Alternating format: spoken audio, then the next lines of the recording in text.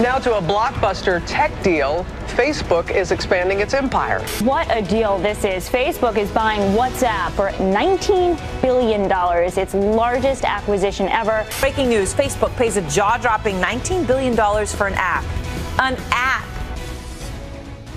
Back now with that story that shook up the tech world and had many of us asking, is a tiny text messaging company with no profits and only a few dozen employees really worth a whopping $19 billion? Facebook thinks so. Here's ABC's Rebecca Jarvis. Why is Facebook paying Jan Koum and Brian Acton $19 billion to join the social network? Because they created WhatsApp, a 5-year-old business with just 55 soon-to-be very wealthy employees. WhatsApp lets users send unlimited text messages anywhere in the world. The app saved consumers nearly $33 billion in texting fees last year alone. What does Facebook get from this deal? It's somewhat mysterious. I mean, superficially, they get about 450 million users of WhatsApp. They say WhatsApp is going to grow to more than 1 billion users, which is huge. At $19 billion, it's the biggest startup buyout of all time, the biggest internet deal since AOL bought Time Warner. $18 billion more than what Facebook paid for Instagram in 2012. It also makes tiny WhatsApp more valuable than some of the most established companies in the country, including American Airlines, Marriott Hotels, and Xerox. WhatsApp doesn't do advertising. They don't collect a lot of user data. How does Facebook make money with this company? Mark Zuckerberg basically said, we don't know yet. The deal does give the world's largest social network another dominant mobile communication tool, one that's particularly popular with young and international audiences. Instead of buying these upstart social systems, they need to figure out ways to create them by themselves so that they don't have to keep spending $20 billion on each new one. For This Week, Rebecca Jarvis, ABC News, New York.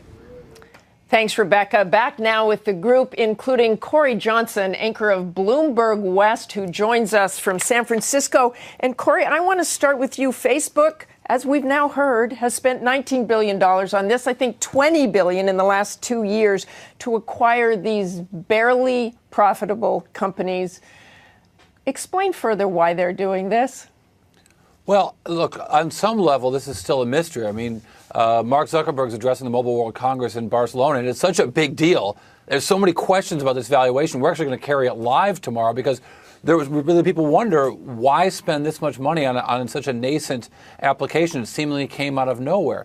But I think that Facebook recognizes how rapid change is happening in this world of mobile computing. And WhatsApp has had great success where Facebook has only begun to have minor successes. Tom Friedman, you wrote a column this month about Startup America and how Silicon Valley is where you say ideas come to launch and Washington, D.C.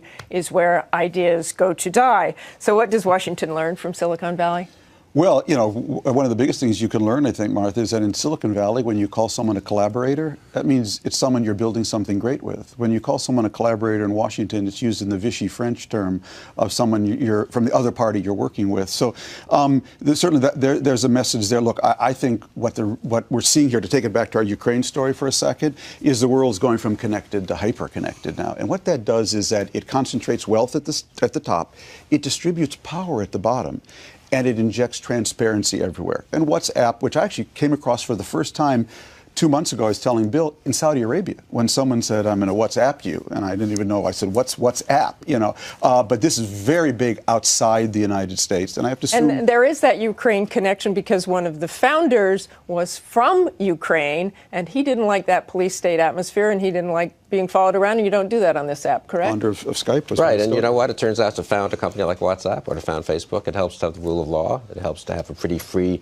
and open market. It helps to have free capital markets, which allowed Mark Zuckerberg to decide to pay his own shareholders' money, not government money, for this company. So I do think it makes a very common sense point. You asked about the contrast with Washington.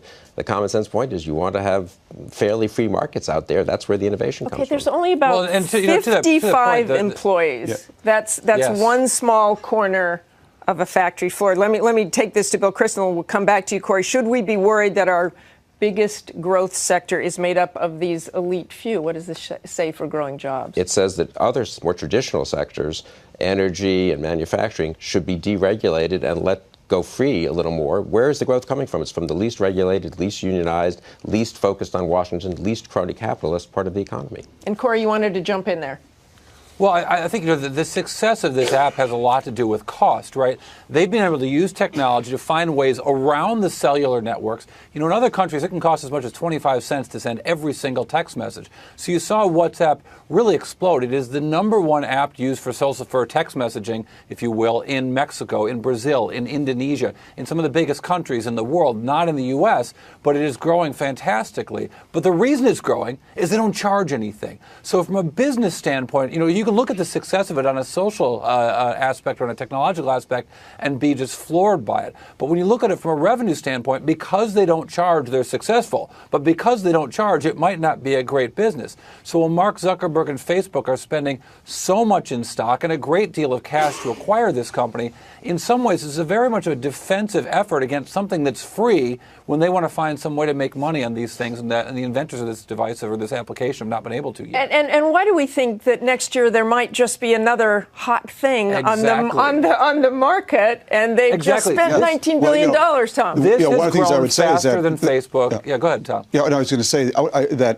that's scary, but what is equally scary is the fact that only 55 people work there. And I think that is part of a larger trend. In fact, if you took probably Twitter, Facebook, even Google and WhatsApp, Instagram together, you could probably fit them all in the new Giant Stadium. And yet these have huge multiples. And I do think that is a trend, that machines and software will increasingly be substituting for a lot of labor. And how we respond to that, I think, is going to be an increasing challenge going forward. And quickly, Bill, a good move in the end? I don't have a clue. But you know what? It's not government money. It's not taxpayer money. He's taking the risk, and his shareholders will pay the price if it isn't a good move. But that's capitalism. Thanks very much, Tom and Corey.